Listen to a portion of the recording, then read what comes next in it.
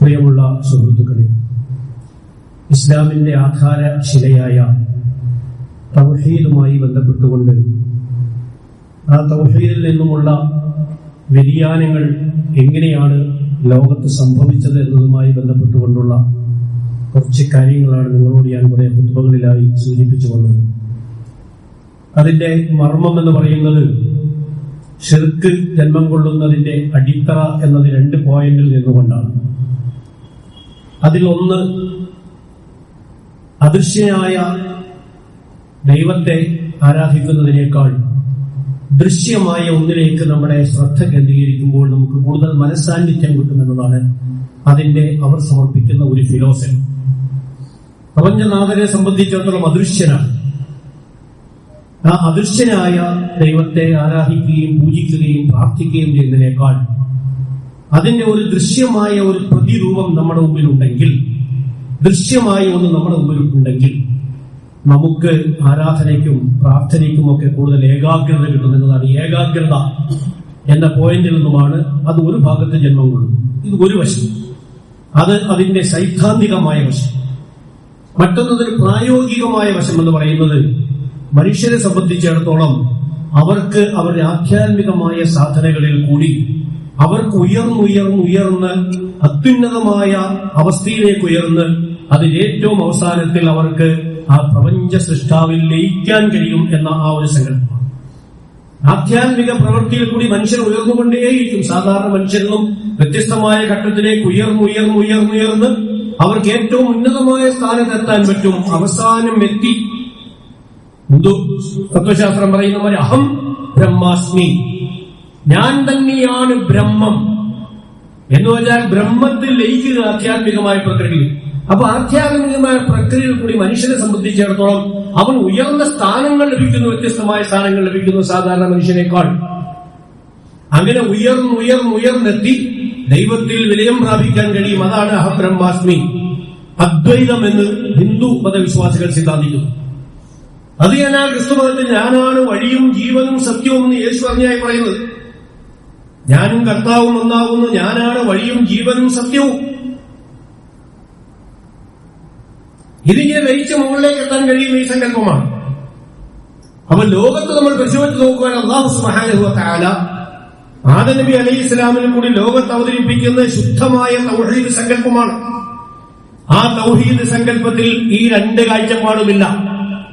പ്രതിപുരുഷനും പ്രതീകങ്ങളുമില്ല, ആധ്യാത്മികമായ പ്രത്യേകമായ പദവികളില്ല, പ്രവാചകന്റെ പദവി ഒഴിച്ച്. മനുഷ്യനെ സംബന്ധിച്ചിടത്തോളം അവന്റെ ഒരു ഭാഗത്ത് അവന്റെ ബൗദ്ധികമായ അവന്റെ ആ ഉയർന്ന ചിന്ത, മറുഭാഗത്ത് അവന്റെ ജീവിത സാഹചര്യങ്ങളുടെ സമ്മർദ്ദം. അവന്റെ ബൗദ്ധികമായ ഉയർന്ന നിലവാരം വെച്ച് പുലർത്തിക്കൊണ്ട് മാത്രം ചിന്തിക്കുന്നവർ ഏത് പ്രതികൂലമായ അവസ്ഥയിൽ വന്നാലും അവർ തൗഹീദ് വിട്ട് കളിക്കില്ല. നമ്മുടെ ബൗദ്ധികമായ നമ്മുടെ ഒരു അഭിമാനമാണ് അല്ലാഹു നമുക്ക് നൽകിയിരിക്കുന്ന ബുദ്ധി. ആ ബുദ്ധി ഉപയോഗം നമുക്ക് ഉൾക്കൊള്ളാൻ കഴിയാത്തൊരു കാര്യമാണ്. അതിനൊരു അഭിമാനമാണ് നമ്മളെ സംബന്ധിച്ചിടത്തോളം ഈ തൗഹീദ് വിട്ട് കളിക്കാതിരിക്കുന്നത്. മറുഭാഗത്ത് മനുഷ്യൻ അനുഭവിക്കുന്ന പ്രയാസങ്ങളുടെ സമ്മർദ്ദങ്ങൾ, ആ സമ്മർദ്ദങ്ങൾ രൂക്ഷമൂലമാകുമ്പോൾ ഈ ബൗദ്ധികമായ ഗരിമയിൽ നിന്നും ജീവിത സമ്മർദ്ദങ്ങളിലേക്ക് നമ്മൾ വഴി വീഴുകയാണ്. അങ്ങനെ മനുഷ്യർ കീഴ്പ്പെട്ടു പോവുകയാണ്. നമ്മൾ മനസ്സിലാക്കേണ്ട കാര്യമാണ്. ചില സന്ദർഭങ്ങളിൽ ചില ആളുകളിൽ ഉയർന്നു നിൽക്കുന്ന ആളുകൾ പോലും ചില നിർണായകമായ ഘട്ടങ്ങളിൽ വഴുതി വീഴും. നമ്മൾ പിടിച്ചു കയറുമ്പോഴും ചിലപ്പോൾ വഴുതി പോകും. ചില പ്രതികൂലമായ അവസ്ഥയിൽ നമ്മൾ പിടിച്ച് നമ്മൾ കയറിയാലും ചിലപ്പോൾ വഴുതിപ്പോകും. അപ്പൊ ഒരു ഭാഗത്ത് മനുഷ്യന്റെ ആത്മാഭിമാനത്തിന്റെ ഗരിമ, മറുഭാഗത്ത് മനുഷ്യൻ അനുഭവിക്കുന്ന സാമൂഹ്യമായ പ്രയാസങ്ങളുടെ നിസ്സഹായാവസ്ഥ. ആ നിസ്സഹായാവസ്ഥയിലാണ് യഥാർത്ഥത്തിൽ ഈ അന്ധവിശ്വാസികളെ അനാചാരങ്ങളെ കയറി പിടിക്കുന്നത്. അപ്പൊ ദീനുൽ ഇസ്ലാമിനെ സംബന്ധിച്ചിടത്തോളം ഈ ഒരു കാഴ്ചപ്പാടില്ല. പ്രതീകങ്ങൾ എന്ന കാഴ്ചപ്പാടില്ല, പ്രതിപുരുഷൻ എന്ന കാഴ്ചപ്പാടില്ല. ഇന്ത്യ സൂചിപ്പിച്ച പ്രവാചകന്മാർ മാത്രമേ ഉള്ളൂ. അതൊരിക്കലും ദൈവത്തിന്റെ പ്രതിപുരുഷന്മാരല്ല, പ്രബോധകന്മാരാണ്. അതുകൊണ്ടാണ് മഹാനായ റസൂലുള്ളാഹി സ്വല്ലല്ലാഹു അലൈഹി വസല്ലം അല്ലാഹു നൽകിയ പ്രവചനം സുബ്ഹാനല്ലദീ അസ്റാ ബിഅബ്ദിഹി. ഞാൻ മുമ്പ് പലവരും ആവർത്തിച്ചിട്ടുള്ളതാണ്. റസൂലിന് ലോകത്ത് മറ്റൊരു പ്രവാചകനും ലഭിക്കാത്ത ആ ഉന്നതമായ അവസ്ഥയാണ് ഇസ്രാ മിഅ്റാജ്. അതിലേക്കുള്ള യാത്രയെ പറ്റി സുബ്ഹാനല്ലദീ അസ്റാ ബിഅബ്ദിഹി ഇത്രയും ഉന്നതമായ സ്ഥാനത്തെത്തി അള്ളാഹുമായി കണ്ടുമുട്ടി തിരിച്ചു വരുന്ന ആ ഉന്നതമായ അവസ്ഥ പ്രവാചകൻ നൽകപ്പെട്ടിട്ടും അസ്റാബി അബ്ദി, അപ്പോഴും പ്രവാചകൻ അബ്ദ് തന്നെയാണ്, അതിന്റെ അപ്പുറത്തേക്കുള്ള അവസ്ഥയിലേക്ക് ഉയരുന്നില്ല. അബ്ദ് തന്നെയാണ്. ലോകത്തെ ഏറ്റവും ഉയരാവുന്ന ഒരു റസീലാണ് തിരുമേനി സല്ലല്ലാഹു അലൈഹി വസല്ലം, റസൂലുള്ളാഹി സ്വല്ലല്ലാഹു അലൈഹി വസല്ലം. അതിന്റെ മുകളിൽ പിന്നെ അള്ളാഹുവേ ഉള്ളൂ, മലക്കുകളൊന്നുമില്ല. അതിന്റെ മുകളിൽ പിന്നെ അള്ളാഹുവേ ഉള്ളൂ. പക്ഷെ അപ്പോഴും അള്ളാഹുവിന്റെ അടിമയാണ് റസൂൽ. റസൂലിന് അത്രയും ആത്മീയമായി വരാവുന്ന വേറെ ആരാണ് ലോകത്തുള്ളത്? അപ്പോഴും റസൂൽ അള്ളാഹുവിന്റെ അടിമയാണ്. അതുകൊണ്ടാണ് ദീനുൽ ഇസ്ലാമിനെ സംബന്ധിച്ചിടത്തോളം ആത്മീയമായ ആരാധനയിൽ കൂടി നമുക്ക് ആ അർത്ഥത്തിൽ പ്രത്യേകമായ പദവികളൊന്നും ദീൻ നിശ്ചയിച്ചു തന്നിട്ടില്ല. അതുകൊണ്ടാണ് ഞാൻ കഴിഞ്ഞാൽ സൂചിപ്പിച്ചത് വലിയ എന്ന സങ്കല്പത്തെ പറ്റിയുള്ള കാഴ്ചപ്പാട്. സൂറത്തുൽ മാഇദയിലെ ആയത്ത് ഇന്നമാ വലിയ്യുകുമുല്ലാഹു വറസൂലുഹു, നിങ്ങളുടെ വലിയ എന്ന് അല്ലാഹുവും റസൂലുമാണ്.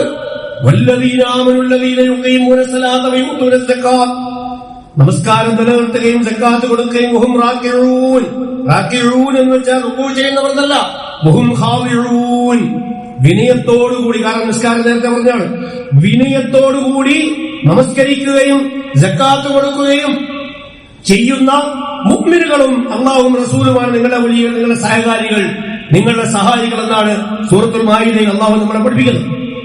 പക്ഷെ പ്രിയപ്പെട്ട സുഹൃത്തുക്കളെ, ഏത് സമുദായത്തിലും സംഭവിക്കുന്ന മാതിരി മുസ്ലിം സമൂഹത്തിലും ഈ രൂപത്തിലെ തെറ്റായ ധാരണകൾ കടന്നു വന്നതിന്റെ അടിസ്ഥാനത്തിലാണ് ഒരു സമാന്തരമായ ധാര, ഒരു സമാന്തരമായ ആത്മീയ ധാര, സാധാരണക്കാരെക്കാൾ ഉയർന്നു നിൽക്കുന്ന ഒരു ആത്മീയ ധാര എന്നുള്ള ഒരു സങ്കല്പം മുസ്ലിം സമൂഹത്തിലേക്ക് കടന്നു വന്നു. അങ്ങനെയാണ് മുസ്ലിം സമൂഹത്തിൽ തരീഖത്ത്, ഞാൻ ഒരിക്കൽ ചെറുതായി സൂചിപ്പിച്ചിട്ടുണ്ട്, വിശദമായിട്ട് ക്ലാസ്സിൽ ഞാൻ പറഞ്ഞിട്ടുണ്ട്. തരീഖത്ത് എന്ന് പറയുന്ന ആത്മീയതയ്ക്ക് 4 ഘട്ടമുണ്ട് എന്ന ഒരു സിദ്ധാന്തം വന്നത്. ആത്മീയതയ്ക്ക് 4 ഘട്ടമുണ്ട്. അത് ശരീഅത്താണ്. ഒന്നാമത്തെ ഘട്ടം ശരീഅത്ത് എന്ന് പറയുന്നത് ആ understanding outer side of Islam, understanding outer side of Islam, ഇസ്ലാമിന്റെ ബാഹ്യമായ ആവരണം മനസ്സിലാക്കൽ മാത്രമാണ് ശരീഅത്ത്. അത് സ്റ്റാർട്ടിംഗ് പോയിന്റ് മാത്രമാണ്. ആത്മീയതയുടെ സ്റ്റാർട്ടിംഗ് പോയിന്റ് ആണ് ശരീഅത്ത്. നമ്മളൊക്കെ ബാധകമാകുന്ന, നമ്മളൊക്കെ അനുഷ്ഠിക്കുന്ന ശരീഅത്ത് എന്ന് പറയുന്നത് ഇസ്ലാമിന്റെ ബാഹ്യമായ ചട്ടക്കൂട് മാത്രമാണ്. അത് അൾട്ടിമേറ്റ് ട്രൂത്ത് എന്ന് വേറൊന്നുണ്ട്. അത് ശരീഅത്തിൽ കൂടി മാത്രം നേടിയെടുക്കാൻ കഴിയില്ല. അൾട്ടിമേറ്റ് ട്രൂത്ത്, പരമസത്യം. ഇതെവിടെ നിന്ന് കിട്ടിയെന്ന് നമുക്ക് അറിഞ്ഞുകൂടാ. ഈ അൾട്ടിമേറ്റ് ട്രൂത്ത്, നമ്മുടെ മുമ്പിൽ അൾട്ടിമേറ്റ് ട്രൂത്ത് എന്ന് പറയുന്നത് അള്ളാഹു തന്നെയാണ്. അവൻ പഠിപ്പിച്ച ദീനുൽ ഇസ്ലാമാണ്. പക്ഷെ അൾട്ടിമേറ്റ് ട്രൂത്ത് എന്ന് പറയുന്ന ഒന്നുണ്ട്. ഇസ്ലാം എന്ന് പറയുന്ന ശരീഅത്ത് എന്ന് പറയുന്നത് അതിലേക്കുള്ള ആ ദർശനത്തിന്റെ ബാഹ്യാവരണം മാത്രമാണ്. രണ്ടാമത് വരുന്നതാണ് തരീഖത്ത്. തരീഖത്ത് എന്ന് പറയുന്ന അൾട്ടിമേറ്റ് ട്രൂത്തിലേക്കുള്ള വഴിയാണ്. Way to the ultimate truth. ആ അൾട്ടിമേറ്റ് ട്രൂത്തിലുള്ള പരമസത്യത്തിലേക്കുള്ള വഴിയാണ് തരീഖത്ത്. അങ്ങനെയാണ് തരീഖത്ത് എന്ന കാഴ്ചപ്പാട് വരുന്നത്. പിന്നെ വരുന്നത് ഹഖീഖത്താണ്. അതാണ് അൾട്ടിമേറ്റ് ട്രൂത്ത്, അതാണ് പരമസത്യം, അതാണ് പരമസത്യം. 3-ാം ഘട്ടത്തിൽ എത്തുന്ന ആളുകൾക്ക് മാത്രമേ പരമസത്യം മനസ്സിലാക്കാൻ. 1-ാം ഘട്ടത്തിൽ നിൽക്കുന്നവർ ശരീഅത്തിന്റെ പ്രാഥമിക ഘട്ടത്തിലാണ്. നമ്മളൊക്കെ പ്രാഥമിക ഘട്ടത്തിലാണ്. 2-ാം ഘട്ടത്തിലേക്ക് എത്തുന്നവർ ആ അൾട്ടിമേറ്റ് ട്രൂത്തിലേക്കുള്ള സഞ്ചാരപഥത്തിലേക്ക് കടന്നവരാണ്. സഞ്ചാരപഥത്തിലേക്ക് കടന്നവരാണ്. ആത്മീയതയുടെ 2-ാം ഘട്ടത്തിലേക്ക് കടന്നവരാണ്. ഹഖീഖത്ത് എന്ന് പറയുന്നത് ആ 2-ാം ഘട്ടത്തെ കണ്ടെത്തിയവരാണ്. അൾട്ടിമേറ്റ് ട്രൂത്തിനെ കണ്ടെത്തിയവരാണ്. മഅരിഫത്ത് എന്ന് പറയുന്നത് അതിൽ വിലയം പ്രാപിച്ചവരാണ്. ആ അൾട്ടിമേറ്റ് ട്രൂത്തിൽ വിലയം പ്രാപിച്ചു കഴിഞ്ഞാൽ പ്രിയപ്പെട്ട സുഹൃത്തുക്കളെ, പിന്നെ ആ വിലയം പ്രാപിച്ച വ്യക്തികളാണ് പിന്നീട് സമാനമായ വാക്കുകൾ നമുക്കറിയാമല്ലോ. മൻസൂറുൽ ഹല്ലാജ് എന്ന് പറയുന്ന ലോകപ്രശസ്തനായ ഒരു വ്യക്തി ബഗ്ദാദിൽ ജീവിച്ചിരുന്ന 9-ാം നൂറ്റാണ്ടിലെ വ്യക്തിയാണ്. അദ്ദേഹത്തിന്റെ വായിൽ നിന്നുമാണ് ഞാനാണ് അല്ലാഹു അനൽ ഹഖ്, ഞാനാണ് ഹഖ്, ഞാനാണ് പഠിച്ചവൻ, ഞാൻ തന്നെയാണ് അനൽ ഹഖ്. നിങ്ങളൊക്കെ കേട്ടിട്ടുണ്ടാവും അനൽ ഹഖ്, ഞാനാണ് അൽ ഹഖ് എന്ന് ബഗ്ദാദിലെ ഖലീഫ അദ്ദേഹത്തെ മുർത്തദ്ദായി പ്രഖ്യാപിച്ചുകൊണ്ട് വധശിക്ഷയ്ക്ക് വിധേയമാക്കപ്പെടുകയാണ് ചെയ്തത്. മൻസൂറുൽ ഹല്ലാജ് അദ്ദേഹം അവിടെ എത്തിയെന്നാണ് പറയപ്പെടുന്നത്. ഈ കാഴ്ചപ്പാടുകാര് പറയുന്നത് അദ്ദേഹം അവിടെ എത്തിക്കഴിഞ്ഞാൽ ആ അൾട്ടിമേറ്റ് ട്രൂത്തിൽ വിലയം പ്രാപിക്കുകയാണ്. വിലയം പ്രാപിച്ചു കഴിഞ്ഞാൽ പിന്നെ അനൽ ഹഖ് എന്ന് വെച്ചാൽ ഞാനാണ് ഹഖ് എന്ന് വെച്ചാൽ ഞാൻ ആ ഹക്കിൽ ലയിച്ചിരിക്കുന്നു. ഒരു ഇരുമ്പനെ നമ്മൾ പഴിപ്പിക്കുകയാണ്. ഇരുമ്പനെ നമ്മൾ തീയിൽ പഴിപ്പിച്ച് അത് നന്നായി പഴുത്ത് തീയിരുമ്പിന്റെ അംശം കാണാതെ തീ മാത്രമായി ജ്വലിച്ചു നിൽക്കുന്ന ഒരവസ്ഥയിലേക്ക് ഇരുമ്പ് മാറിക്കഴിഞ്ഞാൽ ആ ഇരുമ്പ് പറയുകയാണ് ഞാനാണ് തീ എന്ന് പറഞ്ഞാൽ വല്ല കുഴപ്പമുണ്ടോ എന്നാണ് ചോദിക്കുന്നത്. നിങ്ങളൊന്ന് ആലോചിച്ച് നോക്കണം. ഇരുമ്പിനെ പഴിപ്പിക്കുകയാണ്. ഇരുമ്പിനെ പഴിപ്പിച്ച് കുറെ പഴുക്കും തോറും ഇരുമ്പിന്റെ അംശം കുറഞ്ഞു വന്ന് അവസാനമുള്ള ഘട്ടത്തിലേക്ക് എത്തുമ്പോൾ അവിടെയുള്ള തീക്കട്ടയും ഇരുമ്പും ഏതാണ്ട് ഒരേ കളറിലായിത്തീരുന്നു. എന്ന് വെച്ചാൽ ആ തീയ മുഴുവൻ ആവാഹിച്ച് ഇരുമ്പിന്റെ അംശം അസ്തമിച്ചു പോവുകയും തീ മാത്രമായി തീരുകയും ചെയ്താൽ ആ ഒരു ഇരുമ്പിന്റെ കഷ്ണത്തിന് ഞാനാണ് തീ എന്ന് പറഞ്ഞാൽ ആ പറയുന്നത് മാതിരിയാണ് ഇവർ വളർന്ന് ആത്മീയ തീയുടെ അംശം ഈ ഭൗതികമായ ഇരുമ്പിനെ പഴിപ്പിച്ച് അവിടെ എത്തിക്കഴിഞ്ഞാൽ ഞാനാണ് തീ എന്ന ഇരുമ്പിന്റെ കഷ്ണം പറയുന്നത് മാതിരിയാണ് ഞാനാണ് അനൽഹഖ് എന്ന് പറയുന്നത്. അതുകൊണ്ട് അതിൽ തെറ്റില്ല എന്ന കാഴ്ചപ്പാടാണ് ഉദ്ധരിക്കുന്നത്. നമ്മൾ മനസ്സിലാക്കേണ്ട കാര്യമാണ്. ഒരു സിദ്ധാന്തം പോകുന്ന പോക്കാണ്. അതുകൊണ്ടാണ് പിന്നീട് വന്ന ഒരു കാഴ്ചപ്പാടുണ്ടായിരുന്ന ഒരു തരീഖത്തിന്റെ സൂഫി ബായസീൻ ഇസ്ലാമി അദ്ദേഹം പറയുകയുണ്ടായി, ഞാൻ എന്തൊരു പരിശുദ്ധനാണ്, എത്ര ഉന്നതമാണ് എന്റെ അവസ്ഥ. നമ്മൾ സുബ്ഹാനല്ലാഹ് എന്നാണ് പറയുക, അദ്ദേഹം സുബ്ഹാനി എന്നാണ് പറഞ്ഞത്. സുബ്ഹാനല്ലാഹ് എന്നല്ല, സുബ്ഹാനി. ഞാൻ എത്ര ഉന്നതനാണെന്ന് വെച്ചാൽ സുബ്ഹാനല്ലാഹിൽ ഞാൻ ലയിച്ചു ചേർന്നു കഴിഞ്ഞാൽ പിന്നെ എനിക്ക് സുബ്ഹാനി എന്ന് പറയാം. നേരത്തെ പറഞ്ഞ ഇരുമ്പ് പോലെ നമ്മളൊന്ന് ആലോചിച്ച് നോക്കണം. അതിനുശേഷം വഹീദുൽ അറബി എന്ന് പറയുന്ന മറ്റൊരു സൂഫി ഒന്നുകൊണ്ട് പറഞ്ഞു, വഹദത്തുൽ വുജൂദ് എന്ന് പറയുന്ന ഒരു പുതിയ സിദ്ധാന്തം ആവിഷ്കരിച്ചു.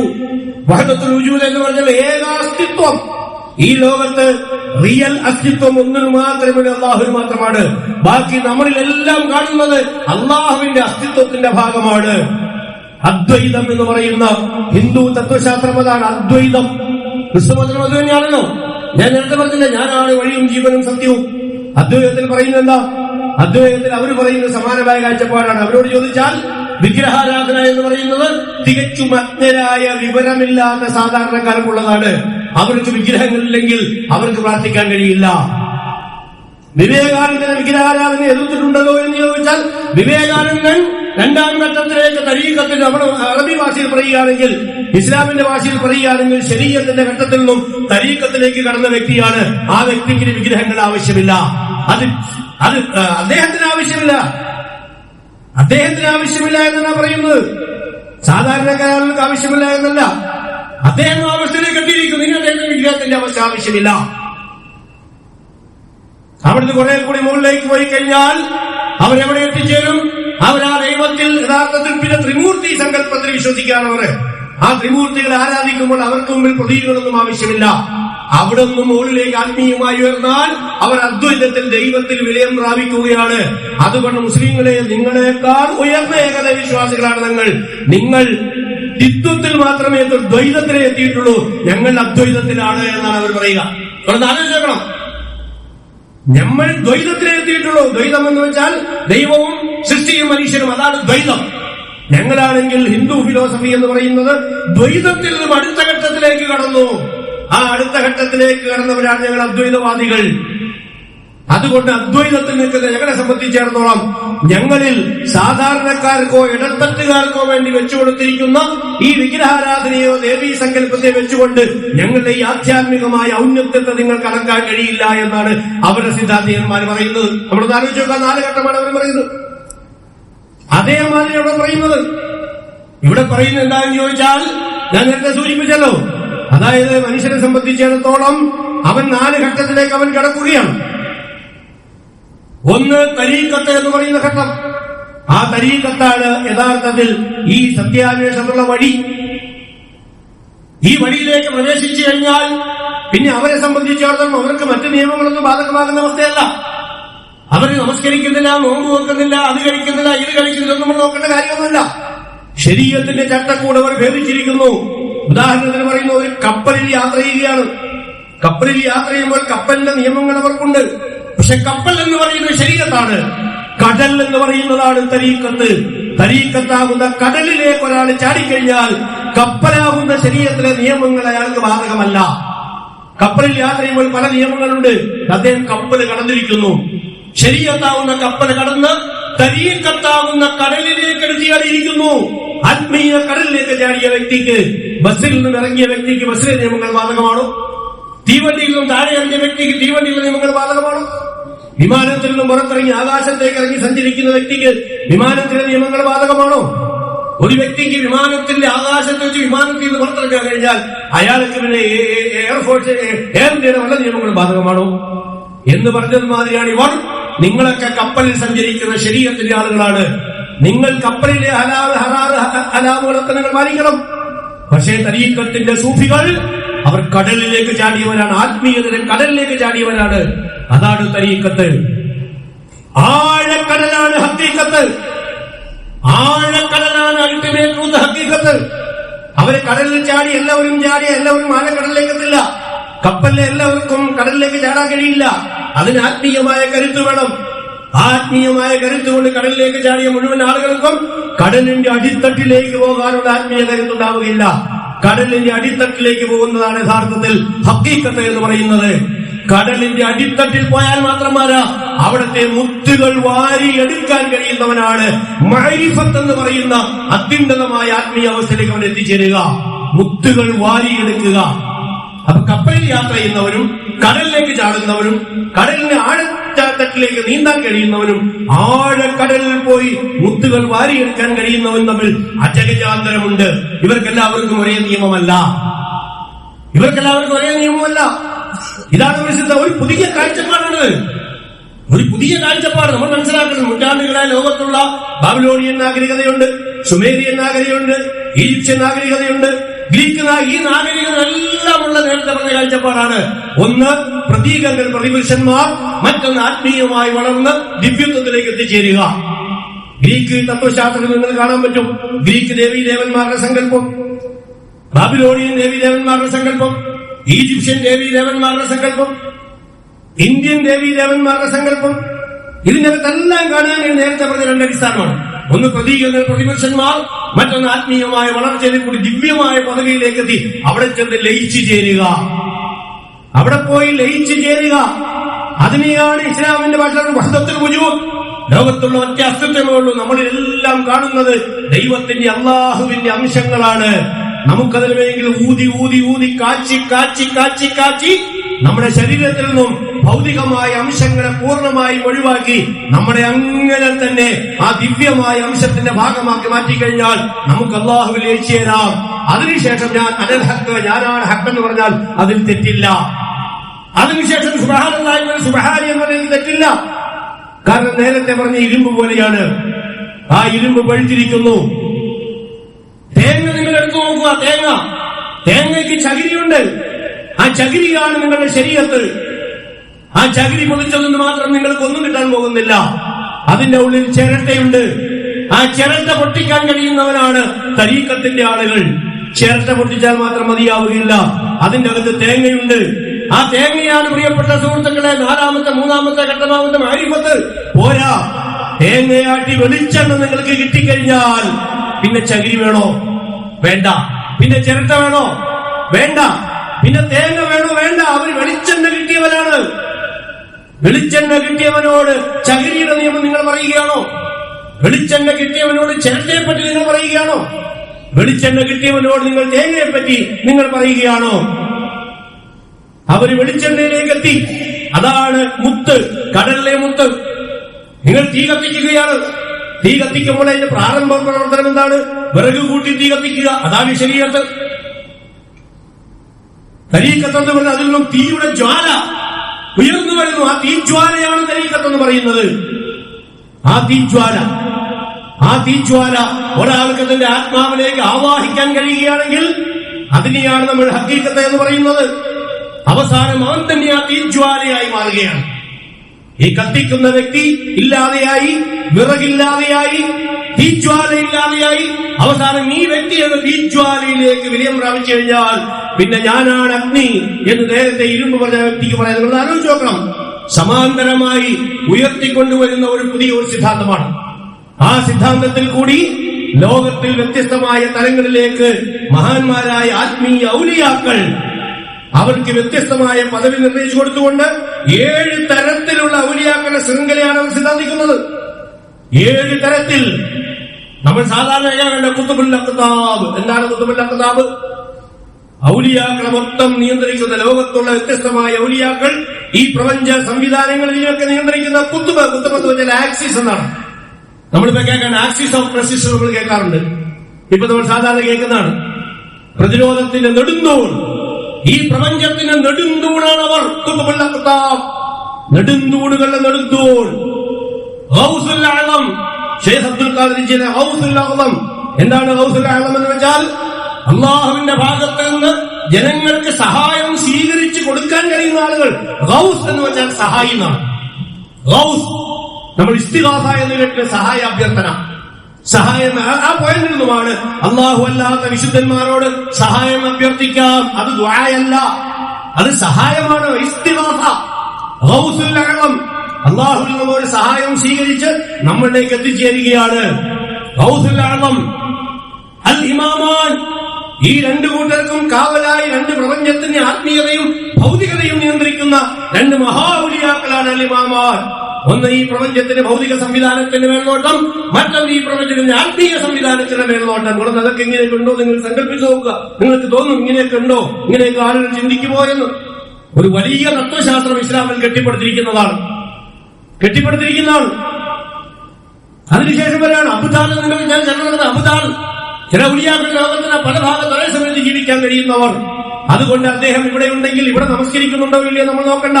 ഇവിടെ അദ്ദേഹം നമസ്കരിക്കുന്നില്ലെങ്കിലും ഇദ്ദേഹത്തിന്റെ അസ്തിത്വം ഇതേ സമയത്ത് ചിലപ്പോൾ എവിടെ കാണും? മക്കയിലോ മദീനയിലോ കാണും. അവിടെ നമസ്കരിക്കുന്നുണ്ടാകും, അവിടെ മരിക്കുന്നുണ്ടാകും, അവിടെ അടക്കം ചെയ്യപ്പെടുന്നുണ്ടാകും. അങ്ങനെ അബുദാൽ എന്ന് പറയുന്ന വ്യത്യസ്തമായ വിഭാഗങ്ങൾ, നുജബാൽ എന്ന് പറയുന്ന വ്യത്യസ്തമായ വിഭാഗം, മനുഷ്യന്റെ ആത്മാവിൽ നിന്നും സത്യം മനസ്സിലാക്കാൻ കഴിയുന്ന ആളുകൾ. നുഖബാൽ എന്ന് പറയുന്ന ഔലിയാക്കൾ, നമ്മുടെ ആവശ്യങ്ങൾ നിർവഹിച്ചു തരാൻ കഴിയുന്ന ആളുകൾ. അഫ്റാദ് എന്ന് പറയുന്ന അവസാനത്തെ ഏറ്റവും അത്യുന്നതമായ അവസ്ഥയിൽ സമാനതകളില്ലാത്ത സ്ഥാനത്തേക്ക് എത്തിയ ആളുകൾ. ഇങ്ങനെ ഒരു സമാന്തരമായ ഒരു ദീനീ സങ്കല്പം യഥാർത്ഥത്തിൽ ഇവർ വളർത്തിയെടുത്തുകൊണ്ട് യഥാർത്ഥത്തിൽ അതിന്റെ കെയർ ഓഫിലാണ് ഇന്ന് കാണുന്ന നമ്മുടെ ഈ സമൂഹത്തിൽ കാണുന്നുണ്ടല്ലോ. നമ്മൾ ഇസ്തിഗാസ ചെയ്യാറുണ്ട്. സാധാരണഗതിയിൽ ഇസ്തിഗാസ എന്ന് വെച്ചാൽ എന്താണ്? സഹായം തേടുക, അള്ളാഹു അല്ലാത്ത സഹായം തേടുക. ഖുർആൻ ആവർത്തിച്ച് പറഞ്ഞാണ് അള്ളാഹു അല്ലാത്ത സഹായം തേടരുത്. ജിന്നുകളോട് സഹായം ഖുർആൻ പറഞ്ഞുനോക്കാണ്.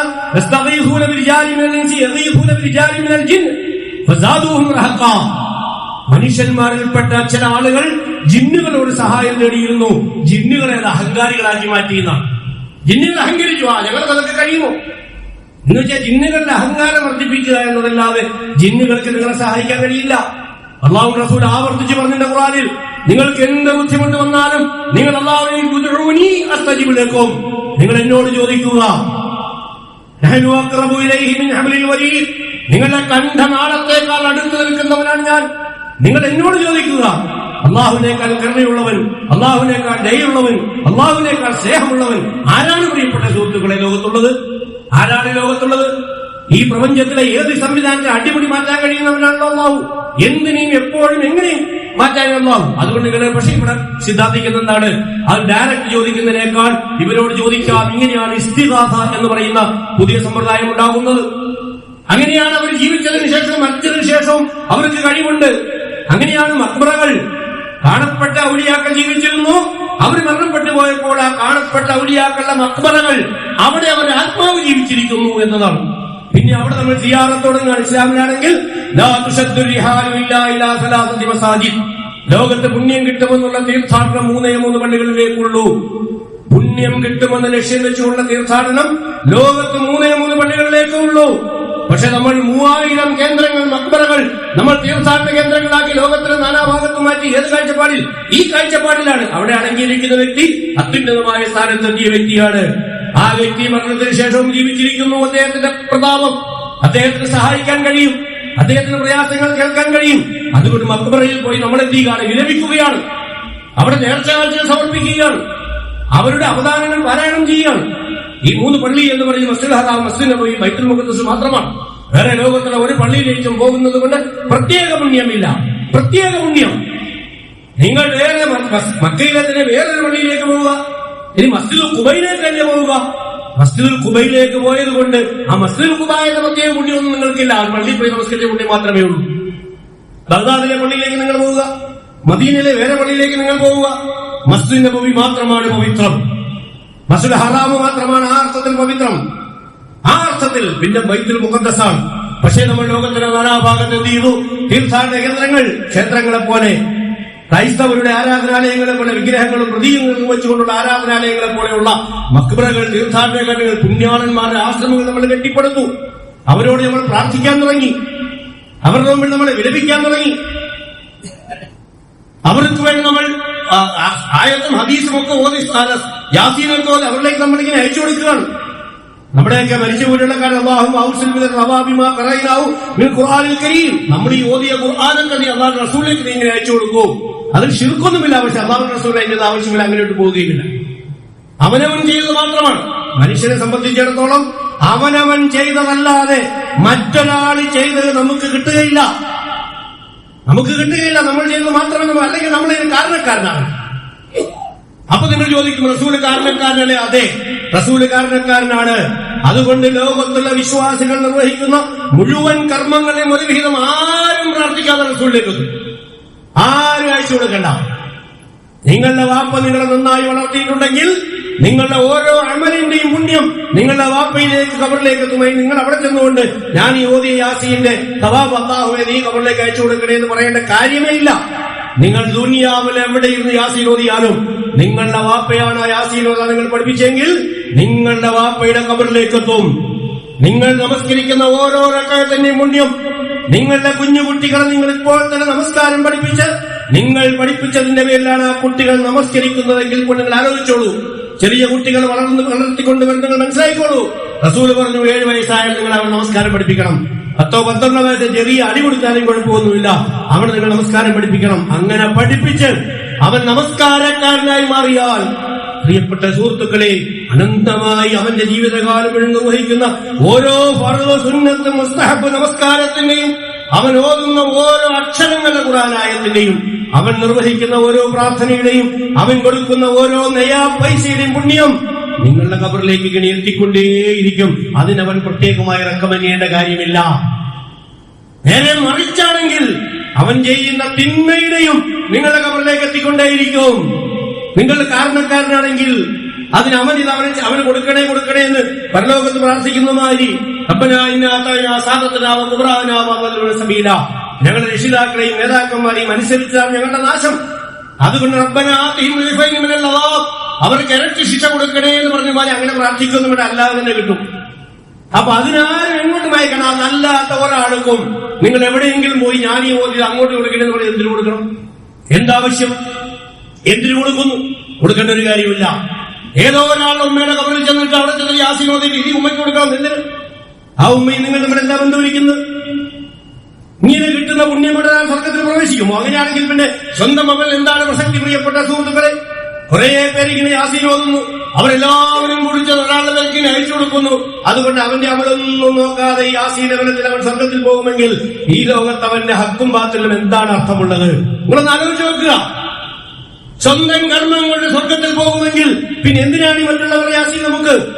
എന്തിനാണ് മറ്റുള്ളവർ ഫാത്തിഹ നമുക്ക്? അപ്പൊ ഇതൊക്കെ കെട്ടിപ്പടുക്കപ്പെടുന്ന ഈ അവസ്ഥയിലാണ്. അവ പ്രിയപ്പെട്ട സുഹൃത്തുക്കളെ, നമ്മൾ മനസ്സിലാക്കേണ്ടത് ഈ ഒരു സമാന്തരമായ ഒരു സിസ്റ്റം ഇസ്ലാമിൽ ശരീഅത്താണ്. പ്രവാചകൻ എവിടെയും ഒരു തരീഖത്ത്, ഹഖീഖത്ത്, മാരിഫത്ത് എന്ന ഒന്ന് നമ്മളെ പഠിപ്പിച്ചിട്ടേയില്ല. അത് പിന്നീട് ഈ ഗ്രീക്ക് തത്വശാസ്ത്രത്തിന്റെയും ലോകത്തിന്റെ നാനാഭാഗത്തെ വ്യത്യസ്തമായ മതസമൂഹങ്ങളുമായി മുസ്ലിങ്ങൾ, വേണ്ടത്ര വിദ്യാഭ്യാസം അറിവില്ലാത്ത മുസ്ലിങ്ങൾ ഇടപഴകിയപ്പോൾ അവരിൽ നിന്നും അങ്ങനെ തന്നെ ആവാഹിച്ചെടുത്ത് ഒരു സമാന്തരമായ സംവിധാനം കെട്ടിപ്പടുത്തതാണ്. ആ കെട്ടിപ്പടുത്തതാണ് യഥാർത്ഥത്തിൽ ആ തരീഖത്തെ. ഇന്ന് നമ്മുടെ കേരളത്തിൽ ഒരു കാര്യം കൂടി പറഞ്ഞ് ഞാൻ ഈ ചർച്ച അവസാനം നടത്താൻ, കേരളത്തെ സംബന്ധിച്ചപ്പോൾ പുതിയ വിവാദം ഉയർന്നുകൊണ്ടിരിക്കുകയാണ്. ഒരു പുതിയ തരീഖത്ത് കേരളത്തിൽ വന്നിരിക്കുക. അതിന്റെ എല്ലാം കവച്ചു വെച്ചുകൊണ്ട് ഇപ്പോൾ ഈ മുസ്ലിം സമൂഹത്തിൽ പാരമ്പര്യമുണ്ടായിരുന്ന അറിഞ്ഞു ഇതൊക്കെ കവച്ചു വെച്ചുകൊണ്ടുള്ള അതിഭീകരമായ ഒരു പുതിയ സിദ്ധാന്തവുമായി ഒരു പുതിയ തരീഖത്ത് രംഗത്ത് വരികയും ആ തരീഖത്ത് മലബാറിൽ വലിയ ആഭ്യന്തരമായ പ്രശ്നങ്ങളിൽ കാരണമാവുകയും ചെയ്തുകൊണ്ടിരിക്കുന്ന ഒരു സാഹചര്യം കൂടിയുണ്ട്. ഇൻഷാ അല്ലാഹ് അതും കൂടി ഞാൻ സൂചിപ്പിച്ചുകൊണ്ട് ഈ തൗഹീദുമായി ബന്ധപ്പെട്ട അടുത്ത സൂചിപ്പിക്കാം. സമയക്കുറിപ്പ് ഞാൻ കിടക്കുന്നില്ല. അപ്പൊ ഞാൻ പറയുന്ന അർത്ഥം എന്താണെന്ന് ചോദിച്ചാൽ, നമ്മളുടെ ഏറ്റവും വലിയ വിശുദ്ധി ബലം അതാണ്. ലോകത്ത് ഇസ്ലാമിന്റെ ഏറ്റവും പ്രധാനപ്പെട്ട ഒരു പള്ളിയിൽ കയറിയാലും ഒരു വിഗ്രഹവും കാണുന്ന, ഒരു ചിത്രവും കാണുന്ന പ്രിയപ്പെട്ട ആളുകൾ കേട്ട് അത്ഭുതപ്പെടുകയാണ്. പള്ളിയിൽ വന്നിട്ട് എന്താണ് ഈ പള്ളി? ഒരാളുടെയും ചിത്രമില്ല, ഇപ്പറയപ്പെട്ട കാഴ്ചപ്പാടുകാർ പോലും പള്ളിയിൽ ഒരു ചിത്രവും വെക്കാറില്ല, പള്ളിയിൽ ഒരു വിഗ്രഹം വെക്കാറില്ല, പള്ളിയുടെ ഉള്ളിൽ ഒരു കബറും വെക്കാറില്ല. അപ്പൊ നമ്മുടെ തൗഹീദ് എന്ന് പറയുന്നത് വളരെ ഉയർന്ന അന്തസ്സിന്റെ തൗഹീദാണ്, ആത്മാഭിമാനത്തിന്റെ തൗഹീദാണ്, ധൈര്യത്തിന്റെ തൗഹീദാണ്, കരുത്തിന്റെ തൗഹീദാണ്. ശിർക്ക് ബിദ്അത്ത് ദൗർബല്യത്തിന്റേതാണ്. ദൗർബല്യത്തിൽ നിന്നാണ് ശിർക്കുണ്ടാകുന്നത്. ഈമാനിന്റെ കരുത്ത് കുറയുമ്പോഴാണ് ബിദ്അത്ത് ഉണ്ടാകുന്നത്. അതുകൊണ്ടാണ് ഞാൻ അവസാനിപ്പിക്കുന്നു. ഇൻഷാ അല്ലാഹ് അടുത്ത ആഴ്ച മറ്റൊന്നും കൂടി ഞാൻ പറയും. അലൈഹിസ്സല്ലാഹു ബികാഫിൻ അബ്ദ, നിങ്ങൾക്ക് അവന്റെ ഒരു അടിമയ്ക്ക് അവന്റെ യജമാനൻ മതിയാവുന്നതല്ലേ? പ്രിയപ്പെട്ട സുഹൃത്തുക്കളെ, നമ്മളെ സംബന്ധിച്ചിടത്തോളം തൗഹീദിന്റെ കരുത്ത് വർദ്ധിപ്പിക്കുക, നമ്മുടെ മനസ്സിനെ ബലപ്പെടുത്തുക. അല്ലാഹു എന്ന് പറയുന്ന ഒരു ബലമായ ഒരു കയറാണ്. അത് നഷ്ടപ്പെട്ടു പോയാൽ കാരണം ആകാശത്തുനിന്ന് കയറ് വെട്ടി വീണവനെ പോലെയാണ്. അവനെ അന്തരീക്ഷത്തിൽ പക്ഷികൾ റാഞ്ചിയെടുക്കും. അന്ധവിശ്വാസത്തിന്റെയും അനാചാരത്തിന്റെയും ശിർക്കിന്റെയും വിദ്അത്തിന്റെയും പക്ഷികൾ റാഞ്ചിയെടുക്കും. അല്ലെങ്കിൽ അല്ലെങ്കിൽ അധർമ്മത്തിന്റെയും അനാചാരത്തിന്റെയും അക്രമത്തിന്റെയും പാതാളത്തിൽ കൊണ്ടുപോയി അവനെ തള്ളും. ഒന്നുകിൽ വിശ്വാസ ജീർണത അവനെ റാഞ്ചിയെടുക്കും, അല്ലെങ്കിൽ സാമൂഹിക തിന്മകളുടെ അക്രമത്തിന്റെയും അനീതിന്റെയും പാതാളത്തിൽ അവൻ പോയി ചാടും. അതുകൊണ്ടാണ് അള്ളാഹു നമ്മളെ മനസ്സിൽ ബലമായി ആ കരുത്തോടെ പ്രതീക്ഷിക്കുക. അള്ളാഹു അനുഗ്രഹിക്കുമാറാകട്ടെ, അള്ളാഹു തൗഫീഖ് നൽകുമാറാകട്ടെ. വാഹു ദഅ്വാനാ അൽഹംദുലില്ലാഹി റബ്ബിൽ ആലമീൻ.